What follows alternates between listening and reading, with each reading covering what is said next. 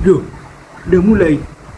Oke, sekarang kita akan bahas mengenai kimia ya teman-teman.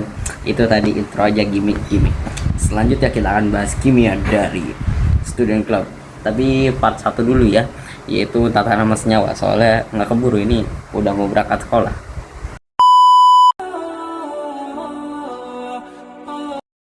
Assalamualaikum warahmatullahi wabarakatuh.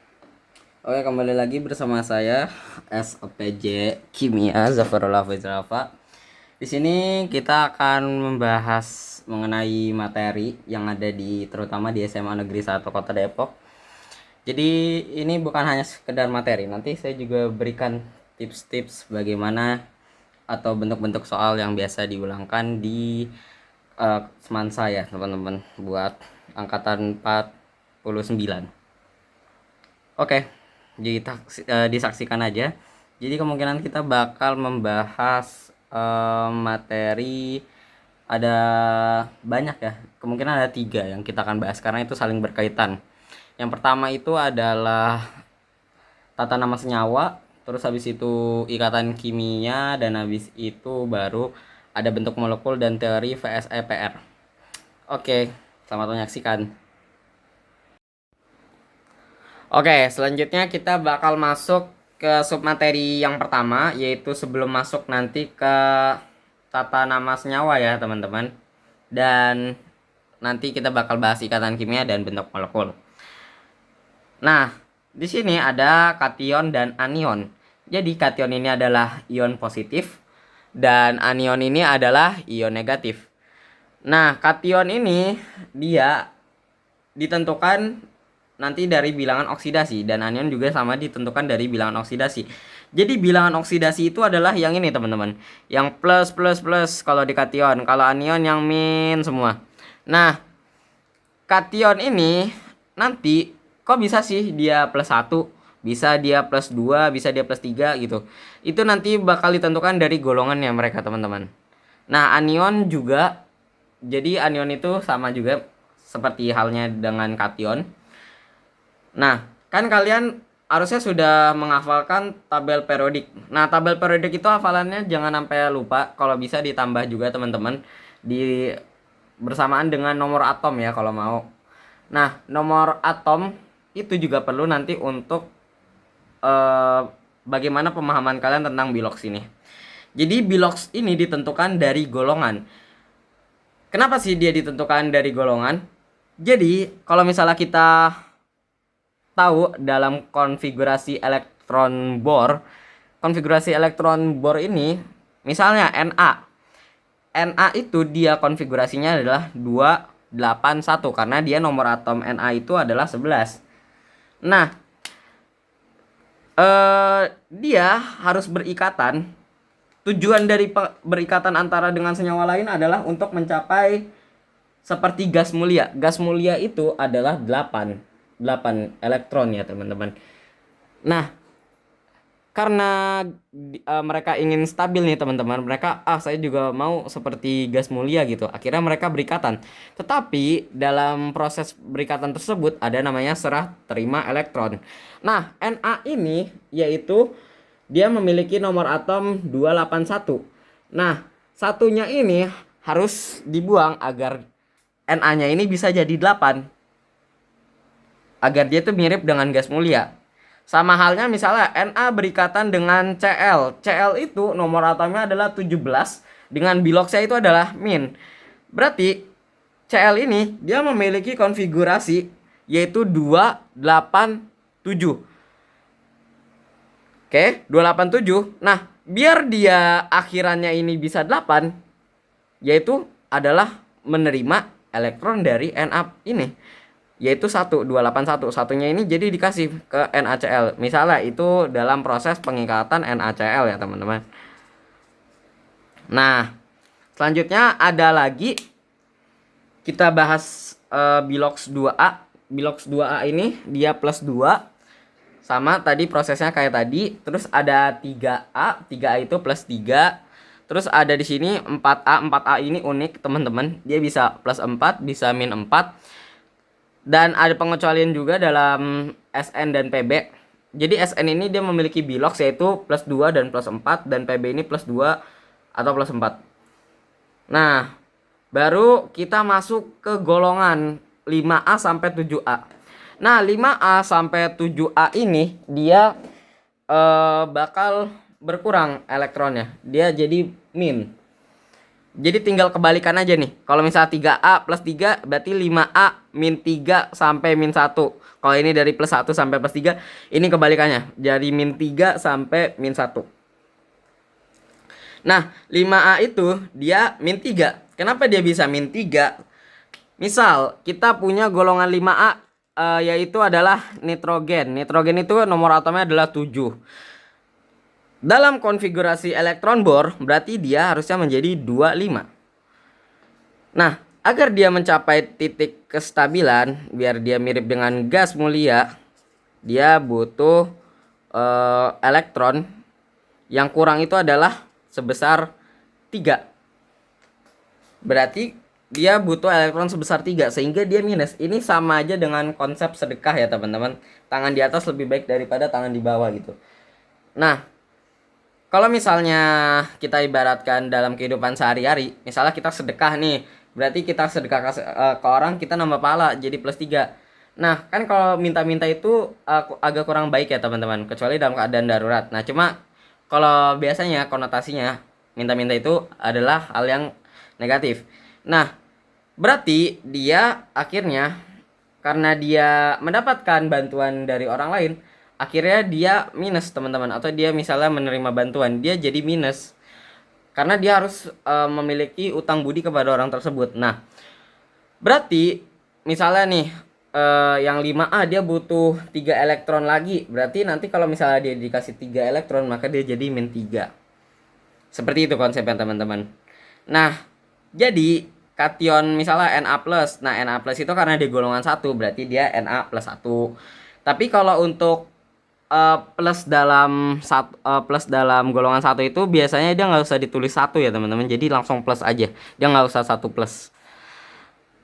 Tapi kalau mau ditulis 1 plus juga nggak apa-apa. Cuma kalau untuk kemarin aku diajaran dengan Bu Rini, itu waktu itu aku ada ulangan, ada plus 1. Itu nggak disalahin, cuma kata ibunya lebih baik pakai yang plus aja, karena ini biasa idealnya teman-teman. Terus habis itu ada Ag+, ini Ag ini perak ya teman-teman. Ada NH+, NH4+ ini adalah amonium teman-teman. Terus ada Li+, ini karena di golongan 1. Terus itu ada Ca2+, dia golongan 2. Fe ini dia mempunyai 2 bilox karena dia ini termasuk golongan transisi, golongan B. Nah, dia punya bilox yaitu plus 2 dan plus 3. Kalau yang B ini emang kayaknya hafalan. Saya belum memperdalaminya banget kenapa dia bisa plus 2 dan plus 3. Tetapi untuk saat ini kalian menghafal aja dulu. Yaitu Fe ini punya bilox misalnya plus 2 dan plus 3 gitu. Nah, sama halnya nanti dengan yaitu tembaga, terus di situ ada emas, ada dan lain-lainnya juga, kayak misalnya zinc juga bisa. Nah, selanjutnya ada anion. Anion itu tadi kan udah diketahui teorinya bahwa dia bisa min 1, min 2 dan min 3. Nah, selanjutnya bagaimana sih penamaannya, aturan tata nama kimianya ini? Nah, jadi di sini ada senyawa ionik biner. Kita masuk ke senyawa ionik biner dulu ya, teman-teman. Senyawa ionik ini adalah ikatan antara logam dan non-logam, di mana dia memiliki aturan yaitu nih, yang pertama, kalau misalnya nama kation itu adalah nama logam. Kation itu pasti logam, teman-teman. Cuma karena ini kation logam ya teman-teman, karena dia senyawa ionik, berarti dia logam. Tetapi dalam kation itu sendiri, terkhususnya dalam untuk misalnya senyawa asam basa, itu dia ada namanya NH4+ teman-teman tadi nih. Ini adalah non logam, tetapi dia plus. Terus nanti juga ada H plus. H plus ini dia ini bukan logam tetapi dia plus. Nah, ini yang perlu nanti kalian hafal, teman-teman. Jadi, tapi karena ini konteksnya adalah senyawa ionik, yaitu ikatan antara logam dengan non logam, ya pastinya kationnya semuanya logam. Terus habis itu lanjut lagi. Kalau nama anion, berarti nama anion itu yang minus atau yang non logam. Dan penamaannya nanti diakhiri dengan ida. Strip ida gitu. Contohnya ini, teman-teman, yaitu KBr. Nah, apa sih nama dari senyawa KBr? Senyawa KBr itu adalah kalium bromida, di mana dia terionisasi atau diionisasikan dia menjadi K+ dan Br-.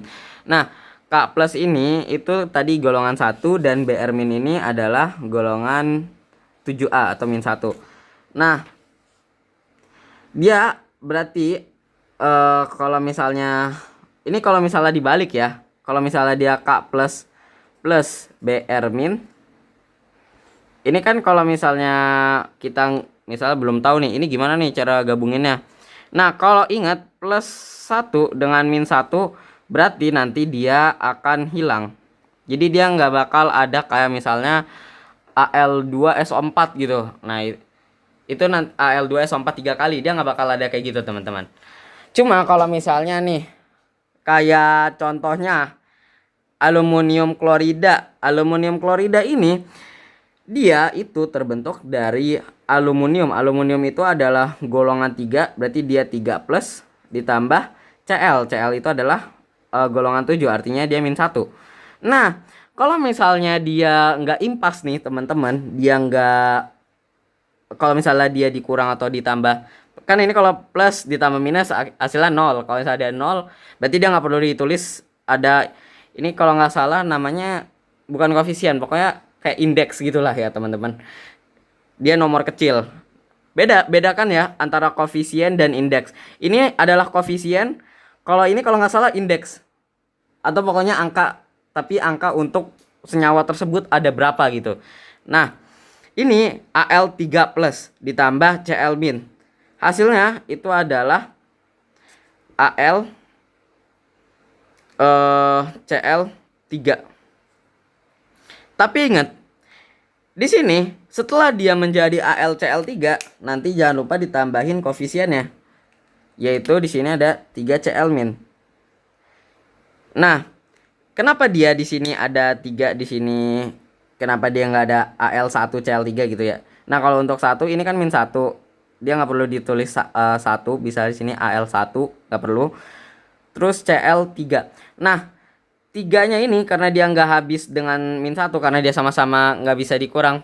Kan tadi karena dia harus impas nih. Dia nggak impas nih, teman-teman. 3+ dengan -1. Nah, berarti dia tetap tulis 3-nya.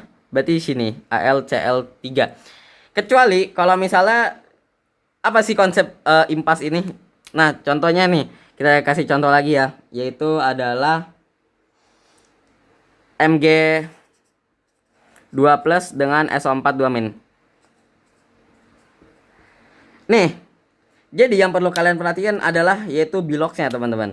Ini biloxnya adalah 2- dengan 2+. Nah, 2- tambah 2+ itu hasilnya 0. Berarti nggak perlu ditulis lagi. Dia tinggal hasilnya adalah MgSO4.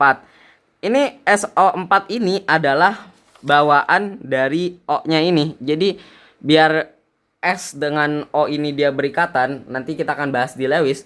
Dia punyai 4, SO4.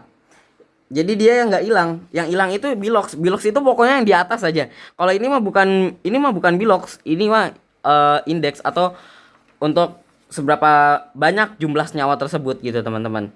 Nah, kalau misal impas dia berarti nggak usah ditulis, berarti MgSO4. Kalau dia nggak impas berarti ditambahin, tetap ditulis. Karena dia nih, dia jadi penyilangan.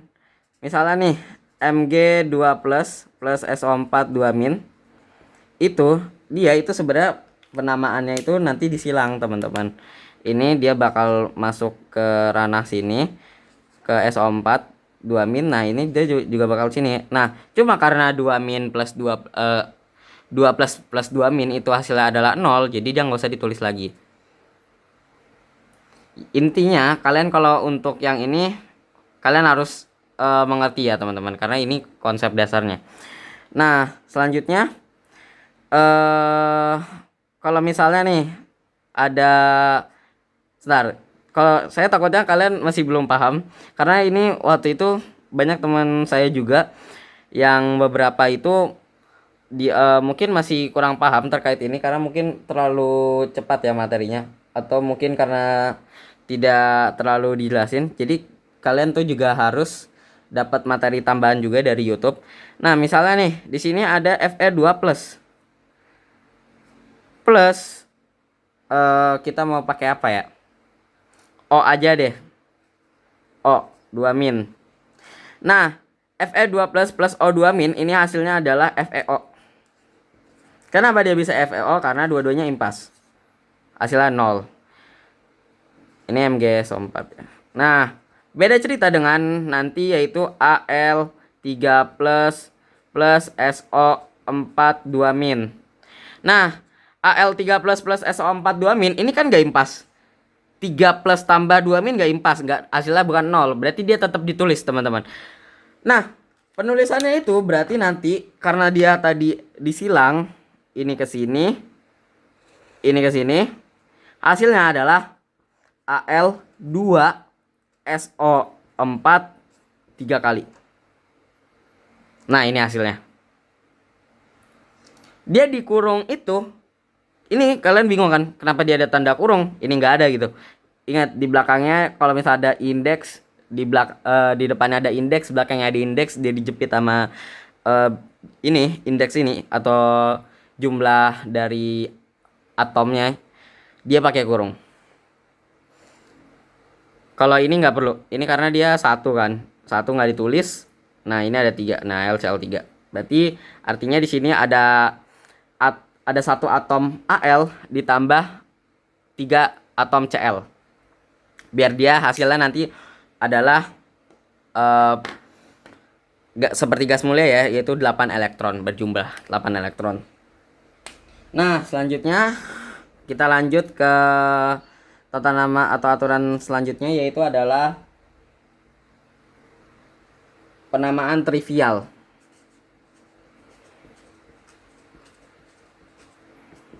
Nah, penamaan trivial ini itu bisa dengan nama Latin, dimana nama Latin logam diikuti dengan akhiran O dan I. Maksudnya apa sih penamaan trivial? Nah, jadi penamaan trivial itu nama Latinnya dari si atom-atom ini. Kan kalau Na natrium, K kalium, bukan H2O itu bukan air gitu ya. H2O itu air, tapi kan nama latinnya dihidrogen monoksida gitu. Nah, terus di sini nama latinnya, dimana nama latin misalnya nih yang mau kita bahas adalah nama latin atau nama trivial dari Fe2 dan Fe3.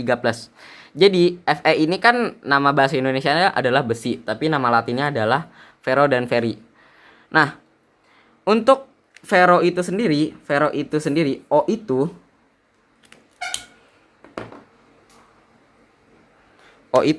Jadi di sini ada penamaan trivial untuk dua bilok seperti ini, dia pasti ada O dan I. Dimana O ini digunakan untuk ion logam yang bermuatan lebih rendah, ionnya lebih rendah. Terus kalau misalnya yang I itu dia ion yang lebih tinggi. Nah, misal di sini ada Fe2+. Nah, Fe2+ ini namanya adalah ferro. Kalau Fe3+ adalah ferri. Nah, seperti ini. Terus nanti ada Cu gitu ya, teman-teman. Nanti ada cupro dan cupri.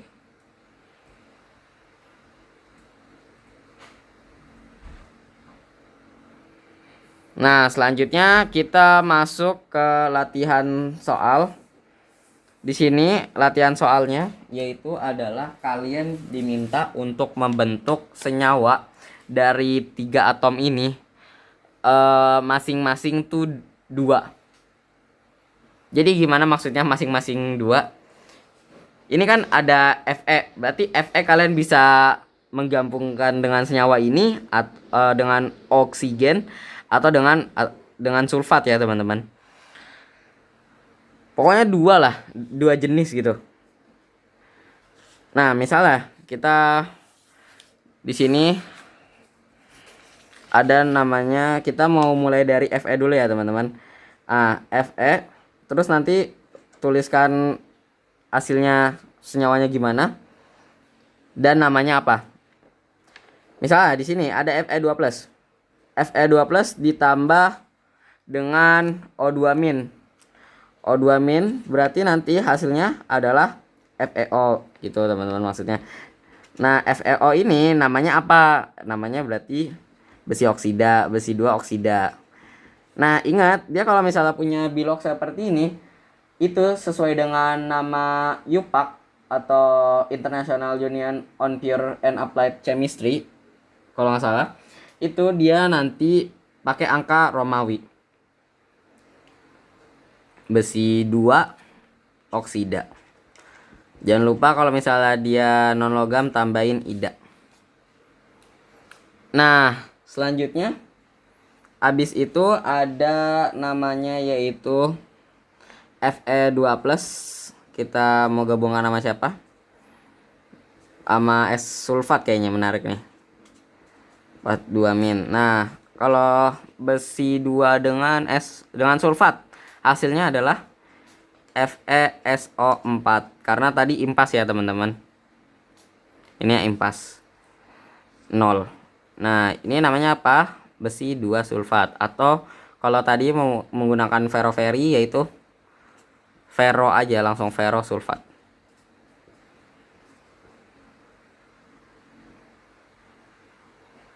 Nah, kalau kalian tadi menggunakan nama trivialnya, kalian nggak perlu tambahin Romawi lagi ya. Kalau misalnya nggak pakai nama trivial ya udah, berarti kalian harus nambahin Romawi. Terus habis itu ada Li plus ditambah, yaitu misalnya kita mau ke lithium fosfat, kayaknya menarik nih lithium fosfat, PO4 3-. Nah, hasilnya apa teman-teman? Yap, benar. Hasilnya adalah Li3PO4 atau namanya adalah lithium fosfat.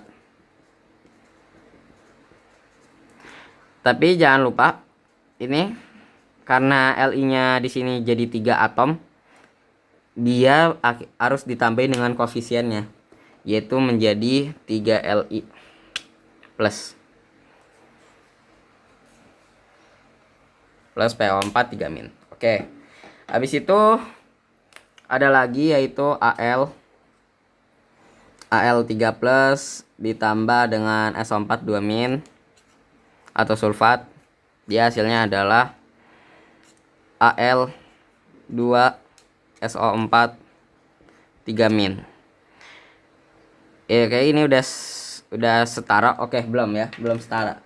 Nah, jadi disetarain dulu. Ini Al-nya dia ada 2. Jadi jadi 2 atom karena hasil dari pindah ruas tadi ya, teman-teman. Ini hasilnya dari Al3+ plus SO4 2- dipindah ruas. Ini 2- ke sini, 3+ ke sini. Berarti nanti dia di sini harus, karena dia di sini berjumlah 2, tambahin 2 koefisien. Tambahin koefisiennya 2.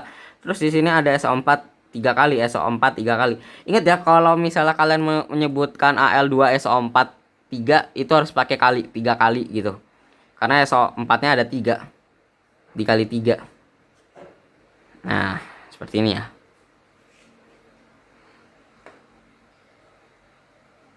Oke. Selanjutnya nanti kita akan bahas ke tata nama senyawa biner dulu.